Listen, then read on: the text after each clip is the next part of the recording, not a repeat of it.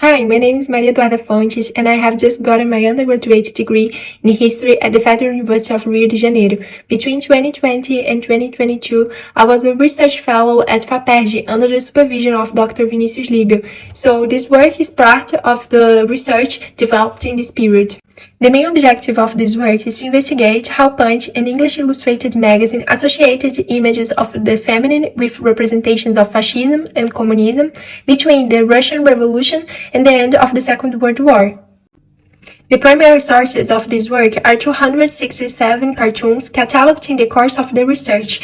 These cartoons were published between 1917 and 1945, and they are available online in the Punch magazine cartoon archive. Among the cartoons, 49 have representations of fascism, communism, and the feminine, which are the axes of this research.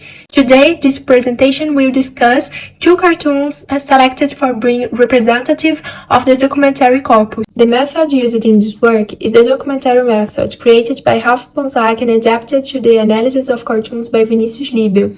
The fundamental premise of the method is the search for the deep and social nature of the source through the analysis of its three levels of meaning: objective, expressive, and documentary.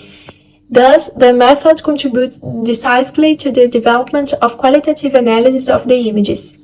In terms of theoretical perspective, this work follows the ideas of cultural history of politics and women's history. Its basic assumption is the existence of an interaction between the cultural representations and the English social imaginary, which means understanding these cartoons as products and producers of a specific political cultural reality.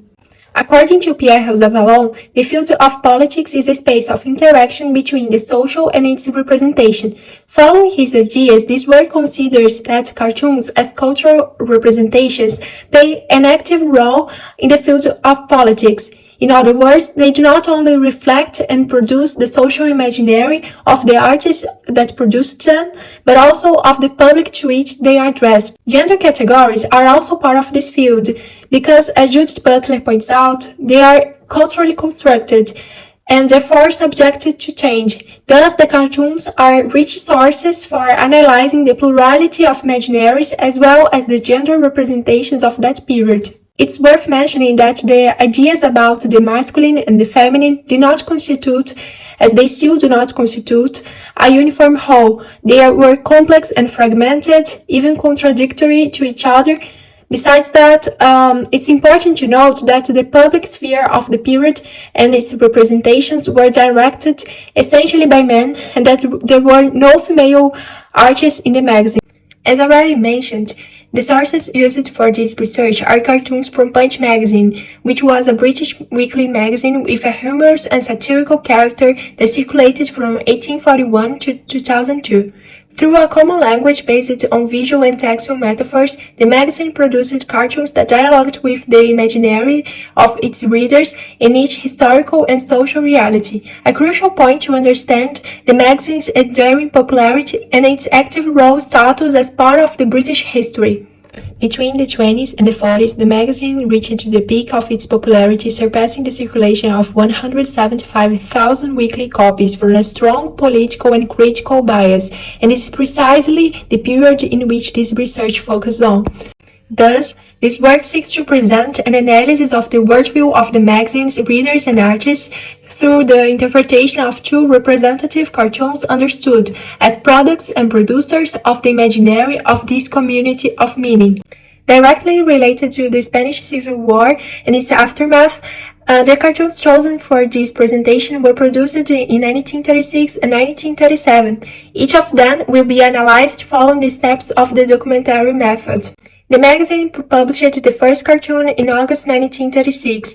In the pre-iconographic analysis, it is possible to identify the elements that constitute the cartoon: two men fighting and a woman lying on the ground between them, looking scared in a smoke scenario. She looks at them, the men point daggers at each other and have waist-long bands with the words fascism and communism. The men wear relatively similar clothing, but while one is wearing a hat and a coat, the other is wearing a scarf and shirt with a waistcoat. The man with the banner, fascism, has his mouth open and slightly curved downwards. His expression conveys fury. The woman lying on the ground wears a long dress and loose hair, her gaze is directed at the man, and her expression conveys fear. One of her hands is on her neck, which suggests she may be injured. In the iconographic analysis, it's possible to identify that the woman is represented as fragile in the face of the brutality of the man. The image suggests that she is the target of the dispute as she lies on the ground between the men. In this sense, fascism and communism, ideologies represented in the figures of these men, can be identified as the protagonists of a violent conflict. Applying the iconic method through two opposite diagonal lines, it is clear that the main focus of the cartoon is the conflict between men. The diagonals show that the man representing fascism is the central element of this representation, as he occupies the four spaces and his facial expression is aligned with the vertical center of the image.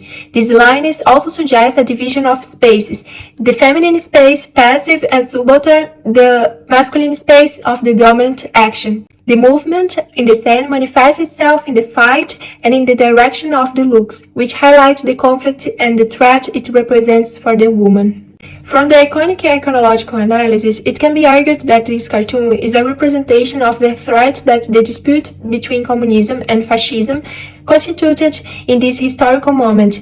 In this logic, the way fascism and communism were portrayed conveys the distrust concerning these ideologies from the perspective of a certain British imaginary. In addition, the representation of the feminine reflects what Simone de Beauvoir called the myth of the woman. Lying on the ground, the woman is in a clear position of inferiority and fragility that refers to the construction of the feminine in the patriarchal view. Furthermore, men are the true protagonists of this image, while the woman is in the background. Finally, the title of the cartoon and in the caption say, "The victim, Spain, what overcomes my agony lasts." A Spanish maiden lies on the ground beneath two fighters, communism and fascism, in a parade of Goya's work of art fight with cuddles. Therefore, the textual elements support the analysis of the visual elements and complement the understanding of the image, indicating that the scene refers to the dispute between communists and fascists in Spain in the context of Spanish Civil War. It also indicates that this work is a parody of Goya's work of art. Spain, increasingly fragile and wounded, was amid this conflict of powerful forces. Subliminally, the cartoon produces and reflects a certain British imaginary that fears the outbreak of a war between fascists and communists with European dimensions. One of the reasons why liberal democracies did not provide support to Republican forces.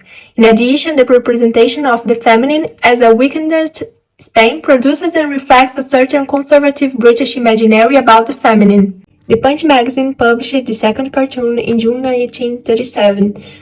In the pre-iconographic analysis, it is possible to identify two men in the foreground. The first man is in the center of the image with his arms crossed, looking up with an expression that seems disingenuous. He wears a suit with a tie, shoes, mustache, and hat. The second looks at the first with his mouth slightly open, with an annoyed expression. One of his hands is in his overcoat pocket, while the other is inside it. He's bald, and just like the other, he wears a hat, shoes, and a tie. In front of them, two papers are lying on the floor. In the background, there is a woman and a man in front of a small table with a checkered tablecloth. Both look towards the man in the foreground. The woman wears a dress and a Frisian cap. She has her hands resting on the table and has a suspicious expression. The man wears a bow tie and boots, and one of his hands is clenched, resting on the table. He seems to be watching the two men in the foreground intently.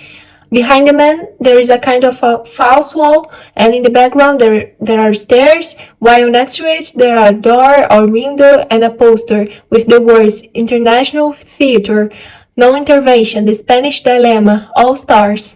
In the iconographic analysis, it's possible to identify that the man with the mustache is a representation of Adolf Hitler, while the bald man represents Benito Mussolini. Furthermore, it's possible to infer that the woman with the Frisian cap is a representation of Marianne, while the man with the bow tie and boots is a representation of John Bull. Each of the characters symbolizes its own country.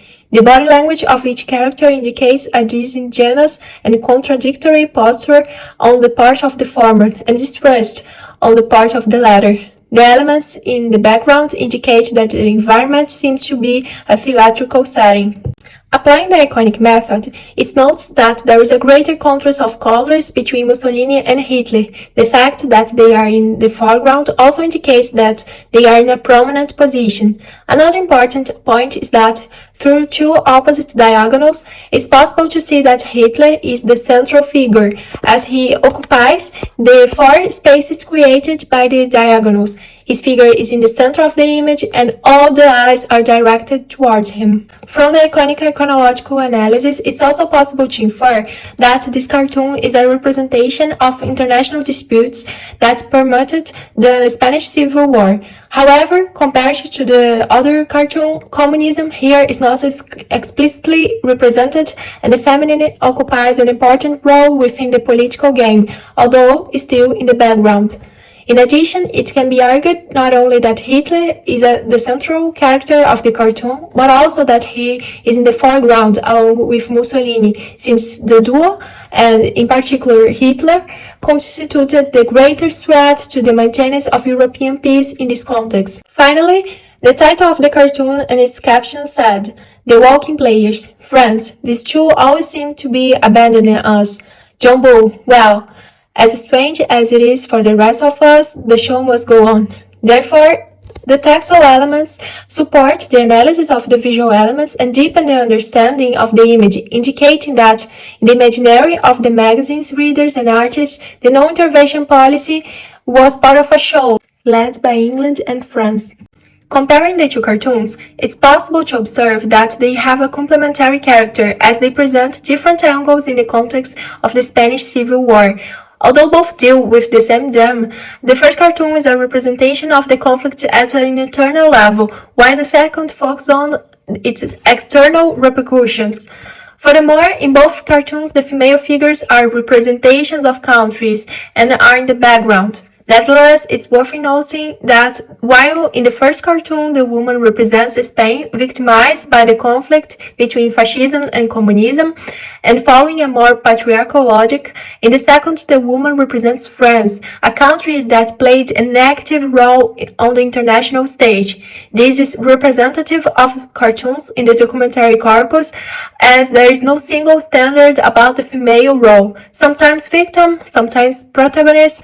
The cartoons demonstrated that there was no fixed role for women in this imaginary, which produced and reflect a certain British worldview of the period. This is related to the very situation of women in this context, in which traditional views on gender roles coexisted with modern views that favored the emergence of new ways of acting and thinking. Furthermore, these cartoons are representative as they show the clear connection between punched representations and what was happening internationally from a political and satirical point of view. Therefore, the analysis presented here highlights the importance of examining the different interpretative levels present in the images. This reconstructive character of the documentary method, combined with the theoretical perspectives adopted by this work, favor the exploration of research that uses visual representations present in the media as historical sources. In this sense, this work sought to contribute to the development of new studies in the field of politics. Thank you very much for your attention. If you have any questions, that's my email. Please feel free to contact me anytime. Here is the bibliography on which this work was based.